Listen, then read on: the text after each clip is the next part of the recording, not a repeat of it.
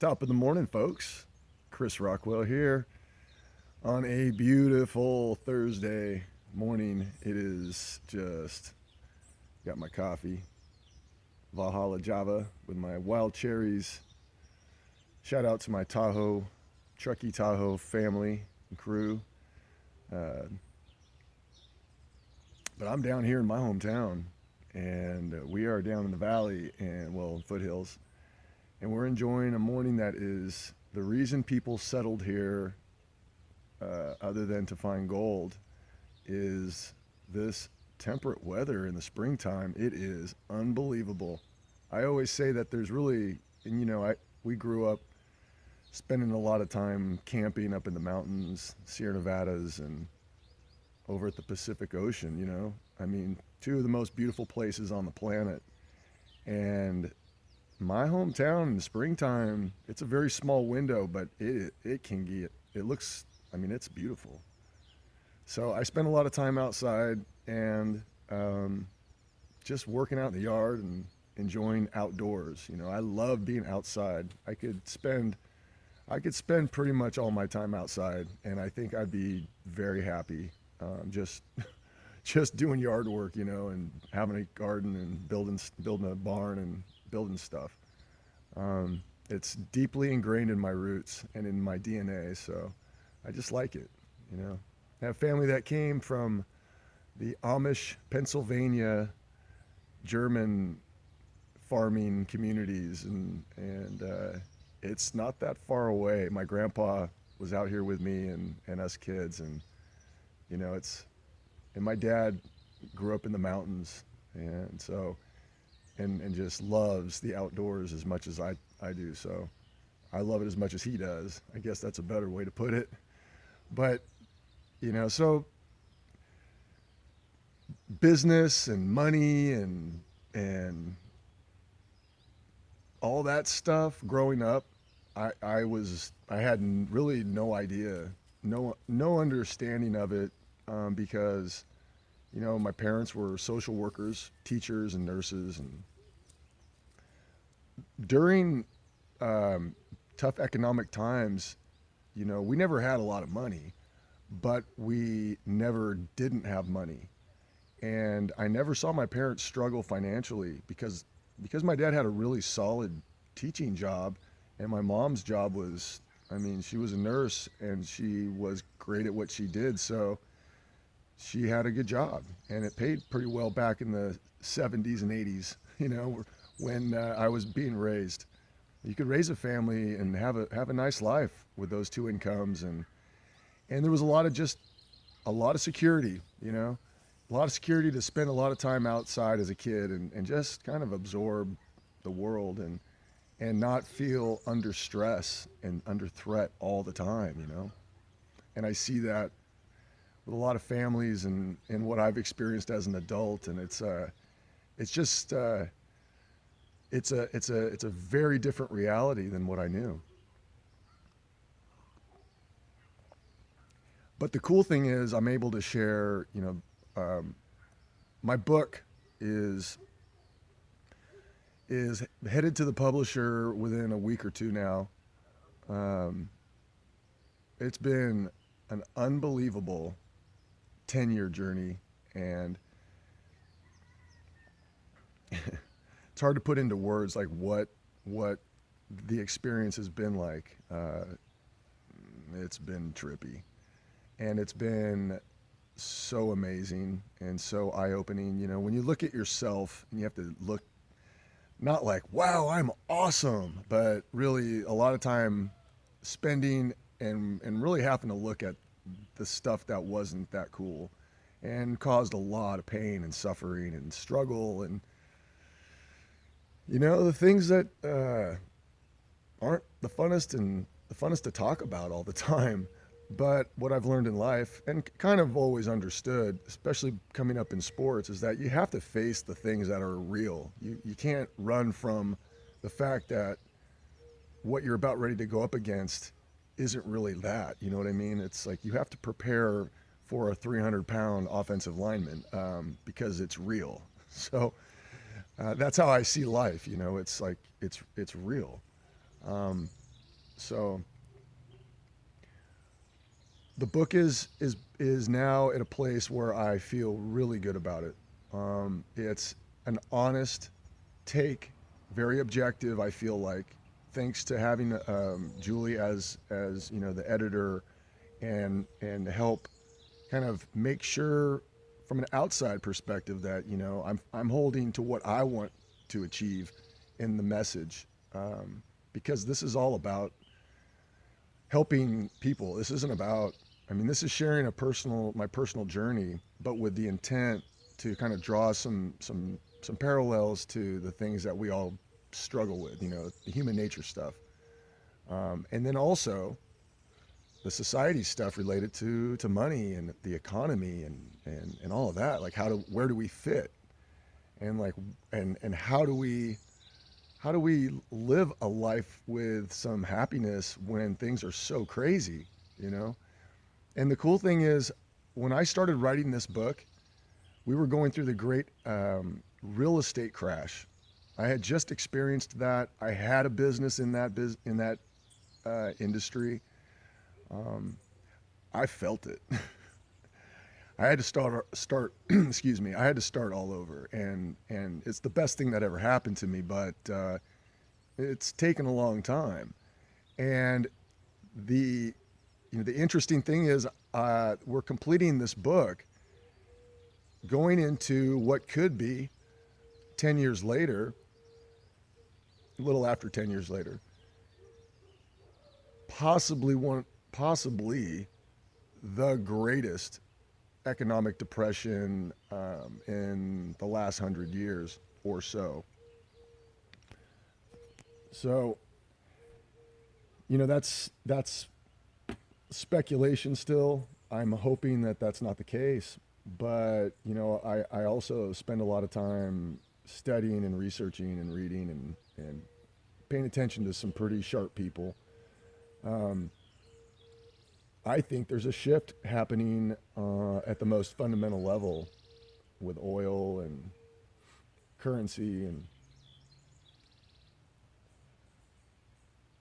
I find that to be scary and exciting, and for the most part, a huge opportunity, with a lot of pain involved. And that's just kind of the message. And I think my book um, is exactly that, which is, life comes at us, and it's almost human nature is the cycle. It's not the economy, it's not money. It's human nature. We create the cycles, and whether we're talking about money or anything, what I'm realizing is that, applied to anything in life, I can either be manic or I can be consistently, productively building a healthy, onward, upward life. And that's kind of the message. Um, Fundamental laws of human nature are kind of the underlying theme of watching and being and participating in a world that I've lived through now. This is going to be the third significant economic adjustment in my adult life. The internet bubble, which I lived through and worked directly in, and then the real estate crash, which I was directly involved in, and then I didn't cause it.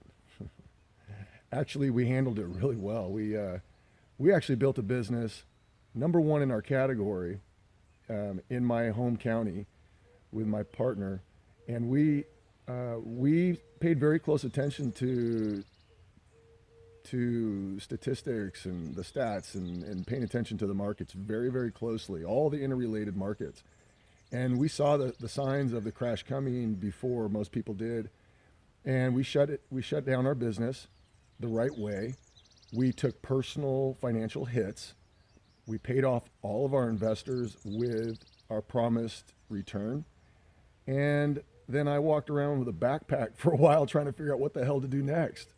Um, as I watched, and the rest of us watched the world collapse. And so, going through it this time, we are building a technology company right now. that is that is it's just a testament to my team and to the fundamentals that I believe in, which are when, regardless of good times, bad times, the fundamentals. If you have fundamentally sound kind of way of life, and which I now do, and Julie and I and the kind of our routine over the last few years have really started to dial into a very kind of very simplified, based on money, starting over, and ramping and keeping that very kind of frugal approach, good living, simple, and paying attention to the fundamentals. The kids, for example, and doing good work.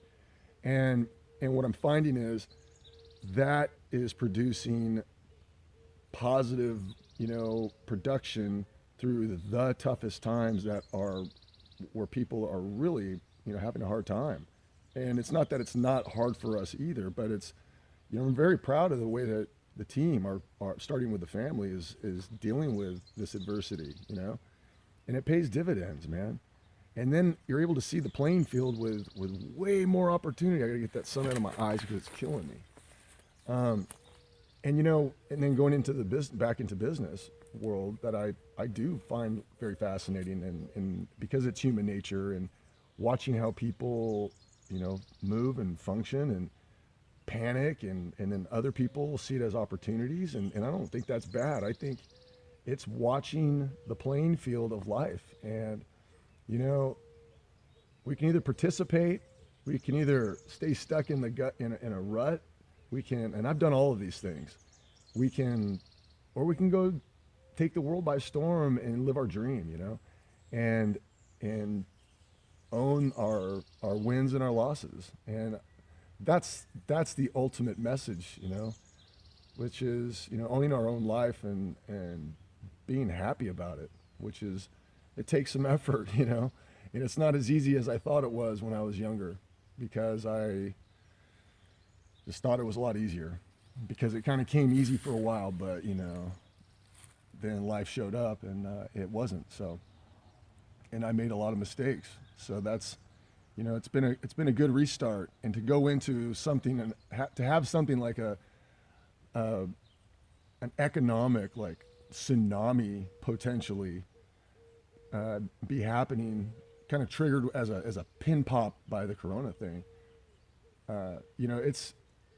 It's how we deal with it, and quite frankly, we're ready, we're adjusted, the way we live is not, we don't live above means, and we don't need a lot, because it doesn't take a lot if we're living right. So that's how I feel now. I used to live excessive and spend a bunch of money on stupid shit, and I needed to, I guess, for a while as a younger person, to kind of like, it's all you ever see on TV, man. It's all you ever see people measure anything by is stuff and trophies and money and stuff. So I think it was a natural process. I just realized the way I was raised out here in the country all the time, and money really had no value, really.